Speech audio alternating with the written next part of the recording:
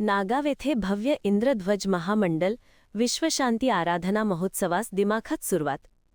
नागाव तालुका हातकणंगले येथे भव्य इंद्रध्वज महामंडल विश्वशांती आराधना महोत्सवास गुरुवारी 26 मार्च रोजी मोठ्या उत्साहात धार्मिक वातावरणात सुरुवात झाली.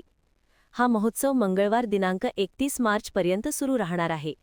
गुरुवारी सकाळी सौधर्म इंद्राणी व इतर मानसवाल धारकांची हत्ती, घोडे, रथासह सवाद्य मिरवणूक काढण्यात आली.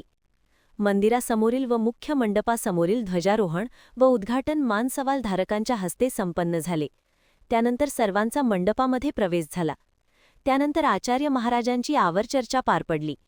हत्तीवरून मंगळकुश आणण्याचा मानसवालधारक विद्यासागर प्रकाश बोरगावे यांची व रथ घोडे मानसवालधारकांची सवाद्य मिरवणूक झाल्यानंतर मंडपामध्ये मंगळकुश जलाने अभिषेक करण्यात आला. त्यानंतर मुख्य धार्मिक विधीस प्रारंभ झाला. त्यानंतर दुपारच्या सत्रामध्ये आचार्यजी महाराज यांचे मंगळमय धर्मोपदेशपर प्रवचन झाले.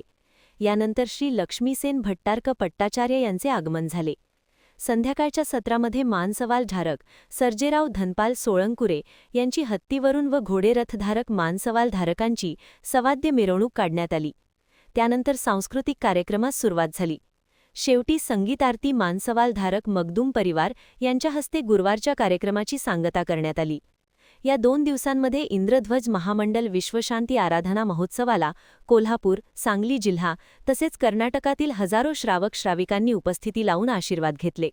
हा महोत्सव मंगळवारपर्यंत सुरू राहणार असल्याचे संयोजकांनी सांगितले.